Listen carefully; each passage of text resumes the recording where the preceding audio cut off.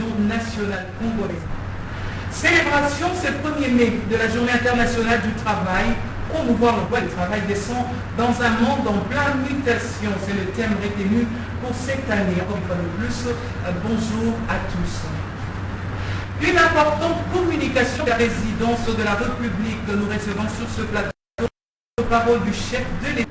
Vu la Constitution telle que modifiée par la loi numéro 11-002 du 20 janvier 2011, portant révision de certains articles de la Constitution de la République démocratique du Congo du 18 février 2006, spécialement en ses articles 69, 79 alinéa 3, 157 et 158 alinéa 1 et 5, vu la loi organique numéro 13-026 du 15 octobre 2013 portant organisation et fonctionnement de la Cour constitutionnelle, spécialement en ses articles 2, 9 et 11, vu l'ordonnance numéro 1670 du 22 août 2016 portant dispositions relatives au statut particulier des membres de la Cour constitutionnelle, spécialement en ses articles 2, 6, 18 et 19, vu l'ordonnance numéro 20-116 du 17 juillet 2020 portant nomination des membres de la Cour constitutionnelle en son article, revu l'ordonnance numéro 18-060 du 10 juillet 2018 portant investiture du président de la Cour constitutionnelle, vu le procès verbal du 20 avril 2021 signé par les membres de la Cour constitutionnelle constatant l'élection de l'intéressé aux fonctions de président de la Cour constitutionnelle, vu la nécessité et l'urgence ordonne. Article 1er, est investi en qualité de président de la Cour constitutionnelle M.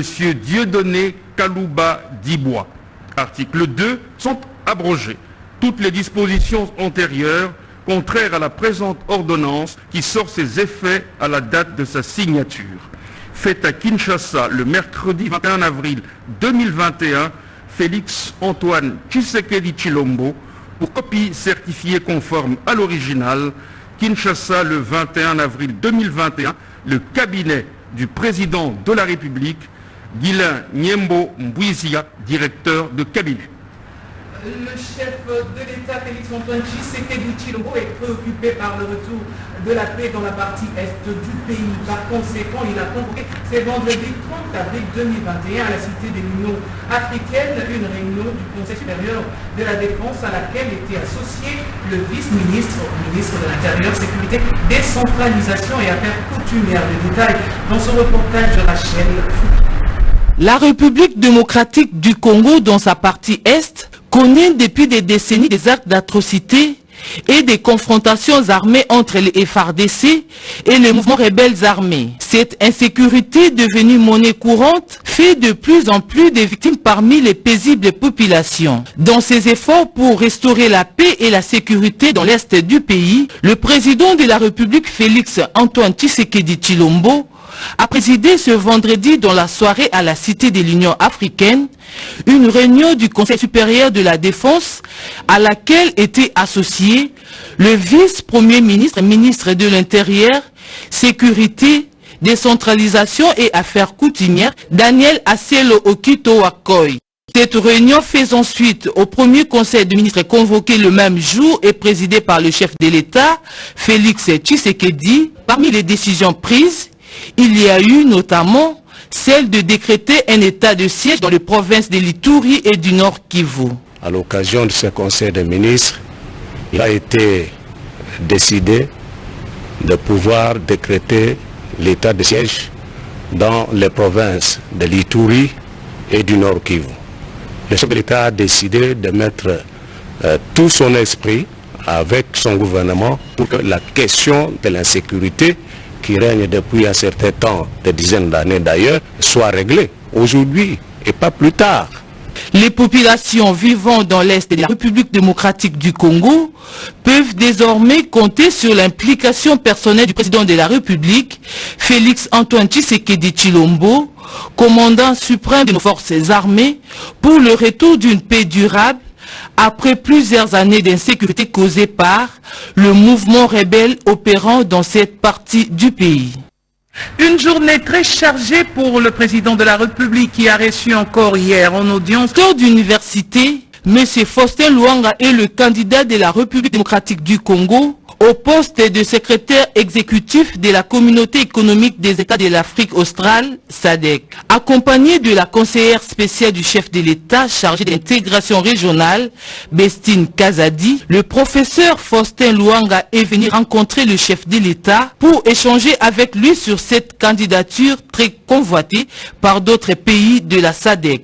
Le président m'a réconforté dans ce choix. On a échangé utilement comment s'organiser pour que la RDC puisse gagner ces postes. Très stratégique pour la République. Comme vous le savez, la SADC envoie des militaires à l'est du pays pour pacifier l'est. La SADC, c'est une zone d'intégration régionale. Il y a des infrastructures aussi à construire. Ce que le chef de l'État veut vraiment montrer à la face du monde que, d'abord, il soutient son candidat, que la République soutient son candidat et qu'il s'implique lui-même davantage pour que nous puissions gagner ces postes. Nous devons être optimistes. Avec la présidence congolaise de l'Union africaine, l'élection de M. Luanga à la SADC reste un autre succès diplomatique pour le président Félix Antoine Tshisekedi Tshilombo. Mais il reste une dernière étape à franchir, convaincre les Botswana à retirer sa candidature au profit du Congolais Faustin Luanga. Le tout premier conseil du ministre des ministres, plutôt du gouvernement Sama Lukonde, s'est tenu ce vendredi sous la présidence du chef de l'État Félix Antoine Tshisekedi Tshilombo. Il était question d'une prise de contact avec l'équipe gouvernementale. Reportage. Telle une rentrée de classe, les membres du gouvernement se déplacent à pas sûr vers la salle de réunion. Une première pour certains et presque une habitude pour d'autres. Pour un premier conseil de ministres après investiture, le chef de l'État a opté pour le présentiel, question d'entrer physiquement en contact avec ceux qui ont désormais la charge de traduire en acte sa vision de l'union sacrée de la nation. Félix Antoine Tshisekedi Tshilombo, qui a rejoint l'équipe du gouvernement l'avant-midi, a dans sa communication expliqué brièvement sa vision avec un accent sur les défis à relever qui se résument en la sécurité de personnes et de biens, la poursuite des actions entreprises en soutien à l'éducation, l'économie et le social, mais aussi le développement des infrastructures. Vous avez l'obligation des résultats, leur a-t-il lancé en passant. Le Conseil a dans la foulée examiné et adopté un texte de loi présenté par le ministre des Finances. Une fois la réunion terminée, les membres du gouvernement Sama Lukonde se sont alignés aux côtés du chef de l'État Félix Antoine Tshisekedi pour la traditionnelle photo de famille. La réunion de ce vendredi restaure une habitude de conseil de ministres suspendue depuis le mois d'octobre dernier. Au cours de cette réunion, signalons que le chef de l'État avait aussi annoncé l'état de siège dans le nord Kivu et Ituri. Rendons-nous à présent à la Chambre du Parlement où le président Modeste Bahati Lukwebo a échangé avec différentes délégations hier vendredi 30 avril 2021. Les résumés de tous ces échanges avec Sandra Nyangui. La situation générale des travailleurs de la RDC et la prise en compte par le Sénat de la participation des organisations syndicales dans les institutions d'appui à la démocratie, deux questions majeures présentées sous forme d'un plaidoyer au président de la Chambre haute du Parlement par la délégation de l'intersyndicale nationale du Congo à quelques heures de la journée internationale du travail. Les travailleurs traversent le moment de pandémie Covid et donc le pouvoir d'achat est effrité. Nous sommes venus plaider auprès de l'honorable président pour qu'on tienne compte quand même de la révision de la politique salariale dans notre pays. Les syndicats des routiers, eux aussi, ont franchi le portillon du bureau du président du Sénat. Par la bouche de leur président Richikouji, les routiers ont présenté à Modeste Bahati leurs doléances. En pole position figure l'insécurité grandissante sur la nationale numéro 1, Kinshasa-Matadi, et dans le Grand Bandundu, où les routiers ne peuvent que circuler la nuit et cela les expose à des coupeurs des routes. La loi sur la protection de l'emblème de la Croix-Rouge était au centre des échanges que Modeste Bahati Lukwebo a eu avec la délégation du Comité international de la Croix-Rouge. Au cours de cette entrevue, l'appui de la Croix-Rouge par le gouvernement congolais était également au menu. Le problème de transport, un véritable casse-tête en République démocratique du Congo. L'entreprise Transconnexion Congo est prête à accompagner le gouvernement congolais dans le domaine de transport ferroviaire. Sa délégation a présenté son ambitieux projet au président du Sénat qui s'inscrit dans la vision du chef de l'État Félix Antoine Tshisekedi Tshilombo qui vise l'amélioration du quotidien du peuple congolais. La première partie du projet est essentiellement consacrée au transport urbain. Transconnexion va travailler en collaboration avec les CTP et la ville-province de Kinshasa dans le cadre du partenariat public-privé. Nous portons un projet de construction d'un réseau de 300 km de rails dans la ville de Kinshasa et en partenariat avec la SCTP, nous allons mettre ensemble un réseau de 300 km de rails. La première phase va aller de la gare centrale jusqu'à l'aéroport de Njili sur le 25 km. Une autre entreprise qui veut évoluer dans le même secteur, il s'agit de l'ARSS RDC. Sa délégation a échangé avec le président du Sénat. Par le chemin de fer, l'ARSS RDC compte relier Kolwezi à Johannesburg en Afrique du Sud. L'entreprise sud-africaine travaille en collaboration avec la SNCC. Les experts électoraux conduits par le prof Jean-Louis Essambo sont venus parler de leur disponibilité à accompagner le Sénat dans les réflexions ayant trait aux questions électorales. L'équipe de Jean-Louis Essambo dit avoir la maîtrise des opérations et de la cartographie électorale. Elle se met à la disposition de la Chambre haute du Parlement lors des travaux sur la loi organique dans le cadre de la réforme de la Commission électorale nationale indépendante. Le chef du gouvernement est arrivé hier soir à Lubumbashi dans le Haut-Katanga pour une mission de travail. À son arrivée, il a été reçu par le gouverneur de province Jacques Kiabula-Katwe, Pati Tondwango.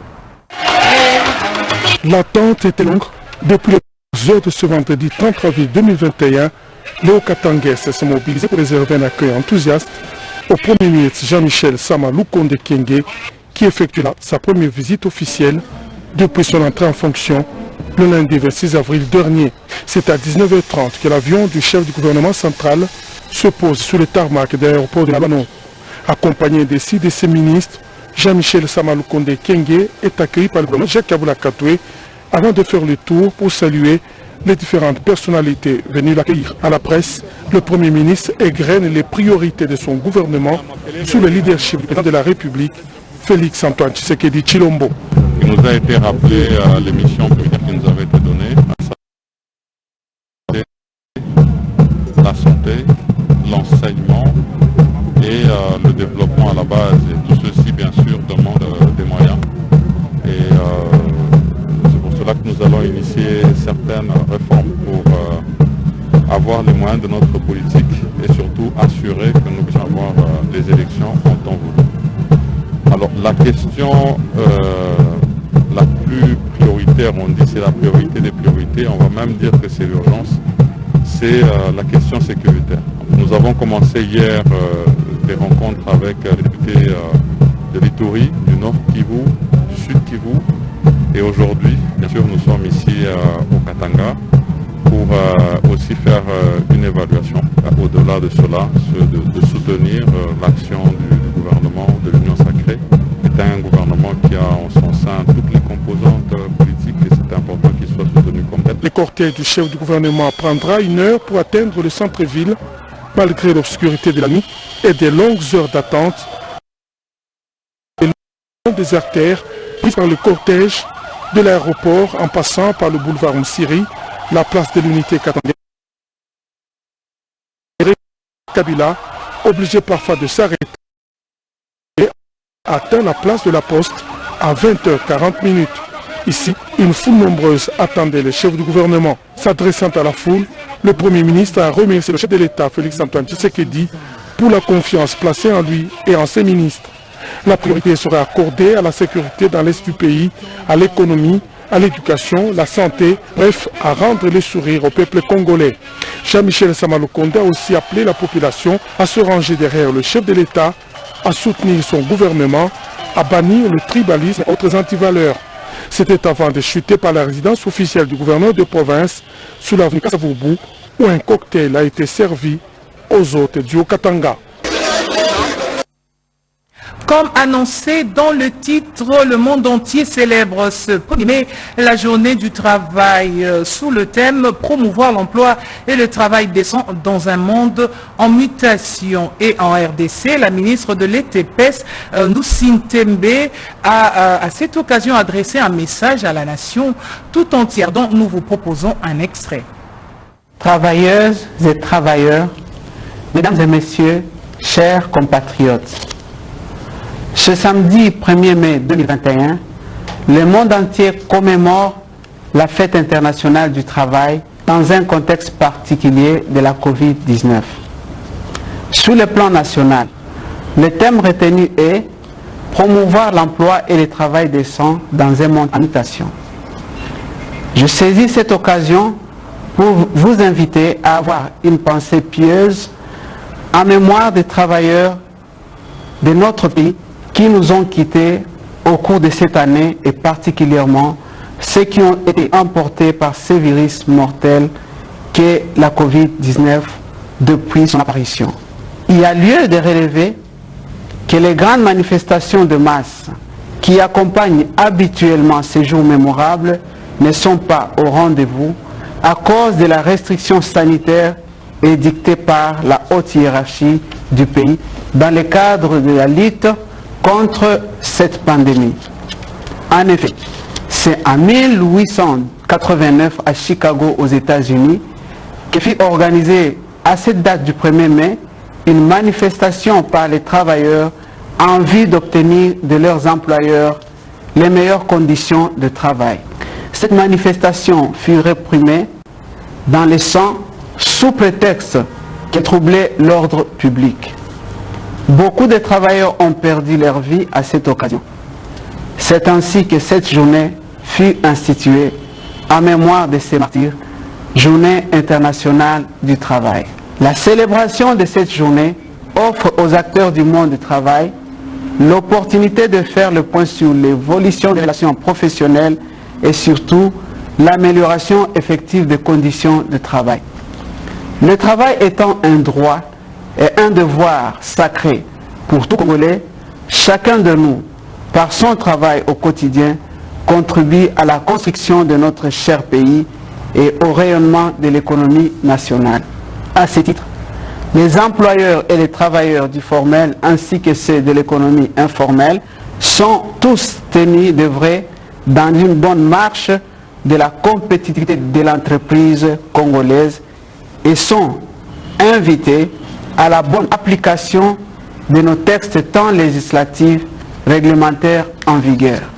Comme vous le savez, au-delà de sa dimension historique, la Fête internationale du travail demeure une opportunité de faire une introspection sur les relations professionnelles dans notre pays. Elle offre ainsi un cadre d'échange entre partenaires pour améliorer la qualité du dialogue social et l'environnement socio-économique. C'est sur cette note d'espoir que je souhaite à toutes et à tous une bonne fête du travail. Que vive la fête du travail, que vive la paix et la justice sociale pour tous. Que Dieu bénisse la République démocratique du Congo. Je vous remercie.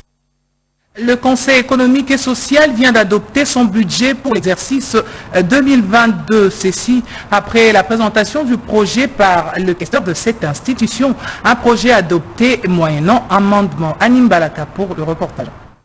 Les conseils de la République ont adopté le jeudi 29 avril 2021 le projet de budget de l'exercice 2022. Dans cette plénière présidée par Jean-Pierre Kiwakana, le questeur du Conseil économique et social, Rigobert Guéné, a présenté ses projets budgétaires. Le budget adopté va permettre à cette institution d'améliorer son fonctionnement pour des résultats plus performants. Nous avons eu des échanges sur le budget 2023. Nous venons d'avoir une séance intéressante où le bureau et la commission ECOFIN ont travaillé sur des prévisions budgétaires dans lesquelles effectivement il y a les rubriques qui sont présentées en termes de fonctionnement, en termes d'investissement pour le Conseil économique. Et il y a eu quelques réactions de précision par rapport aux priorités des conseils de la République. Chaque exercice, il y a des instructions qui viennent du ministère du Budget.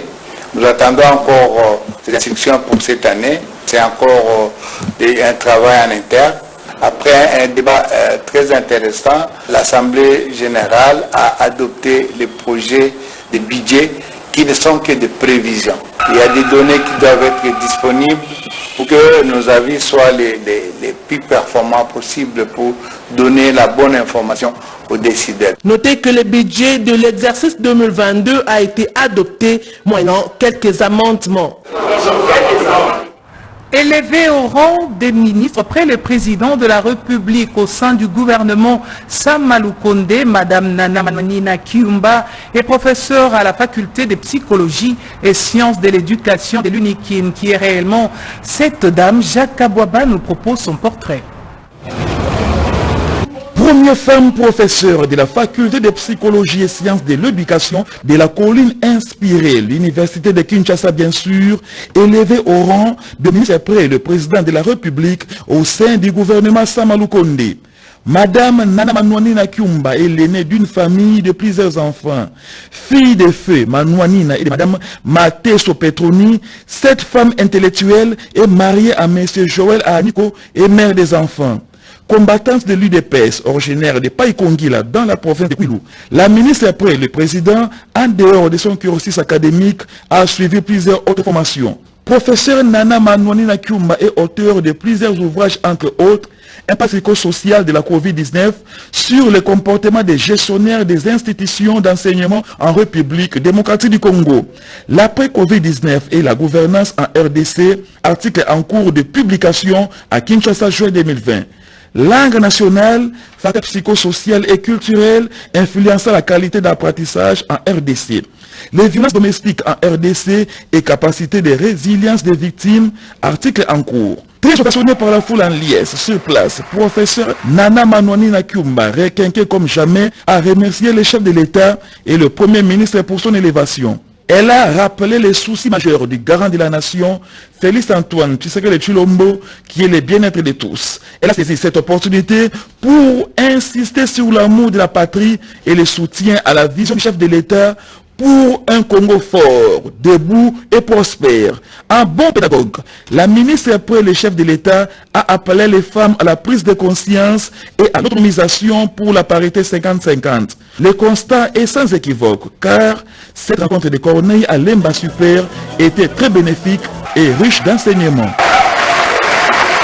Les femmes et jeunes filles de la Tchangou, dans la commune de Ndjili, ont été sensibilisées sur l'accès facile aux soins de santé de qualité. C'est une campagne organisée par l'ONG Promouvoir la santé communautaire. Initiative de Madame Thérèse Sambela Okako, la commune de Ndjili est la première étape où un comité a été installé.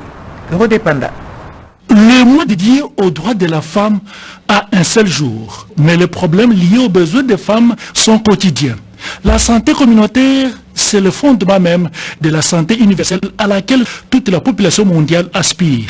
En RDC, le chef de l'État Félix Antoine Tshisekedi, dans sa vision globale, prône la facilité d'accès pour tous aux soins de santé de qualité. Promouvoir la santé communautaire est une des organisations son épanouissement et la bonne santé. Étant donné que la santé maternelle et familiale repose sur la femme et qui en paye lourdement le prix, soit elle-même victime, soit pour son assistance physique ou morale auprès des malades. Promouvoir la santé communautaire, les PC, fait partie de ces collectifs, des organisations sociales et se démarque par son implication pour la cause de la femme. Thérèse Zambela Mukoka, initiatrice de ces structures pour la santé universelle, et toutes les femmes, jeunes filles et enfants se sont retrouvés dans la commune d'Ndjili pour une campagne de sensibilisation et échanger sur l'implication de la femme dans la prise en charge de la santé communautaire. Tout faire pour amener les Congolais à la prise de conscience sur la santé tout en étant dans une structure quelconque. Après échange et sensibilisation, un comité pour la promotion de la santé communautaire a été mis en place pour le maman de la Tchangou. Et ce que l'on peut retenir aujourd'hui, c'est ces mamans, leur volonté de venir et faire ce que je découvre un peu plus ces femmes et que dans l'avenir, nous allons travailler et pour le développement de la femme congolaise. Que vivre leur ont été remis. De telles initiatives sont donc encouragées pour répondre à l'appel du chef de l'État qui met à l'avant-plan la solidarité sanitaire. L'actualité, c'est aussi cette première réunion que la ministre des Finances a présidée avec les régies financières pour la mobilisation des recettes. Nicolas Kazadi en appelle à un travail bien fait pour relever les défis du gouvernement Samalou Kondé. Après sa prise des fonctions, le nouveau ministre des Finances, Nicolas Kazadi Kadima, a tenu à faire personnellement l'autopsie des 3 régies financières sous sa tutelle. La Direction générale des recettes administratives, judiciaires, domaniales et des participations des GERAD est le premier service mobilisateur des recettes à être reçu le jeudi 29 avril par le patron des finances. Cette rencontre a permis à la DGRAD de dérouler ses recettes actuelles en prenant des dispositions pour le mois prochain.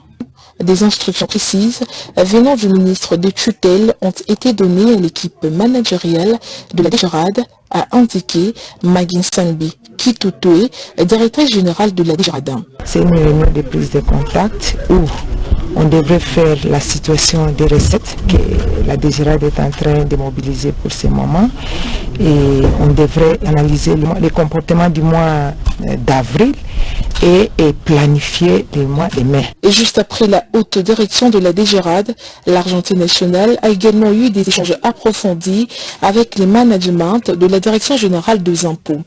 Nicolas Kadima a eu également le temps de passer sous sa loupe les grands dossiers DGI. Le directeur général de la DGI, Barnabé Mouakadi Mwamba et son adjoint ont apporté leur contribution aux préoccupations soulevées par le ministre. De son côté, l'autorité de tutelle a donné des instructions claires pour permettre à cette régie financière d'être plus performante et à mesure d'atteindre ses assignations. À déterminer à vider tous les dossiers du jour, le ministre des Finances a avec brio et détermination présidé de 18h à 21h du jeudi 29 avril, la dernière réunion à laquelle a pris part la Direction générale des douanes et assises de GDA, conduite par Kongolo Kabila Mouchi.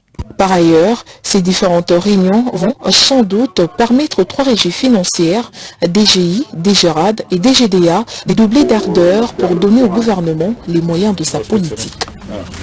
Quartier Kikini, dans la commune de Kimbanseke, nous sommes à quelques encablures de l'aéroport de Ndjili. Manque de tout, pas de courant, pas non plus d'eau potable. La population s'en remet au gouvernement. Constat de Mireille Ndeke et Jean-René Kabamba. On ne reviendra jamais assez sur la problématique de l'aménagement de certaines parties de Kinshasa sans passer à l'essentiel, c'est-à-dire un plan urbanistique. La non prise en compte de ces préalables conduit trop souvent à des situations catastrophiques. Pas de route, pas d'eau et de courant, bref, pas d'infrastructure de base. C'est malheureusement l'image qu'affiche le quartier Kikimi, dans la commune de Kimbanseke, d'où la pertinence de ce cri d'alarme en direction du gouvernement Samalou Kondé.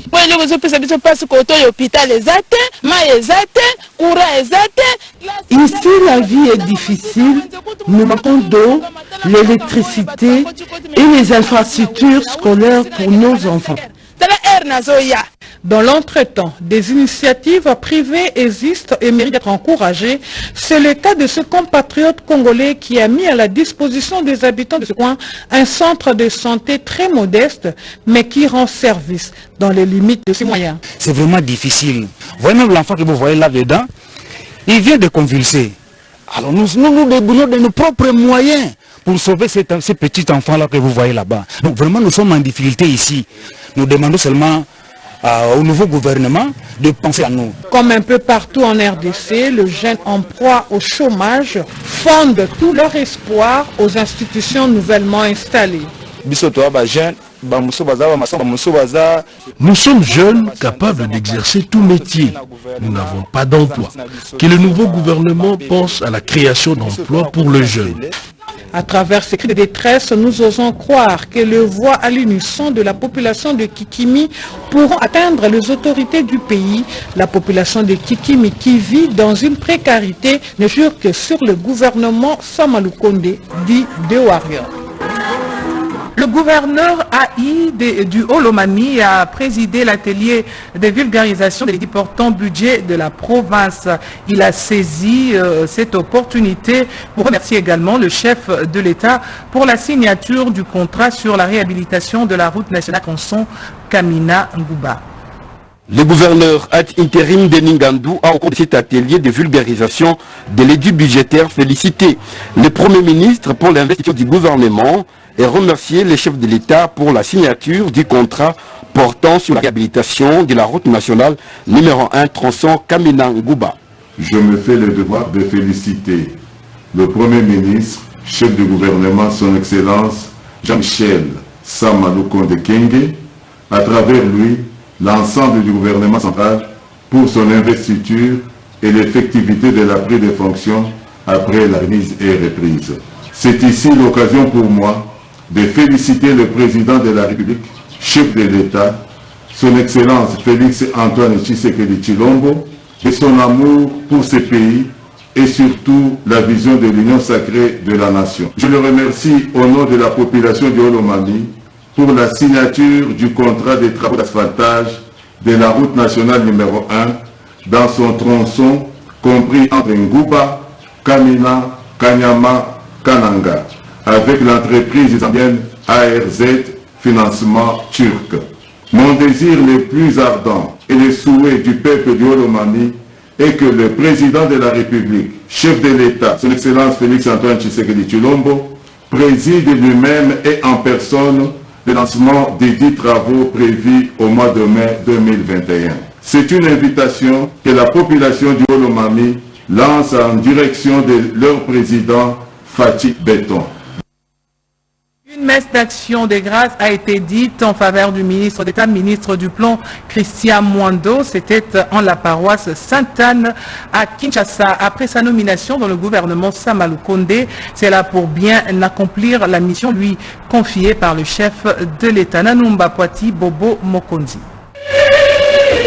Plusieurs dignitaires ressortissants de l'espace Grand Katanga, dont Edi Kapend, ainsi que les membres de la famille du nouveau ministre du Plan, Christian Mwando, ont répondu présents à cette célébration eucharistique, messe d'action de grâce au cours de laquelle les célébrants a fait asseoir sa prédication sur l'évangile selon Saint Jean, chapitre 14, où Jésus se présente lui-même comme le chemin qui conduit vers le Père. Une référence pour le ministre Christian Mwando, qui a bien voulu confier la gestion de tout son mandat entre les mains de Dieu.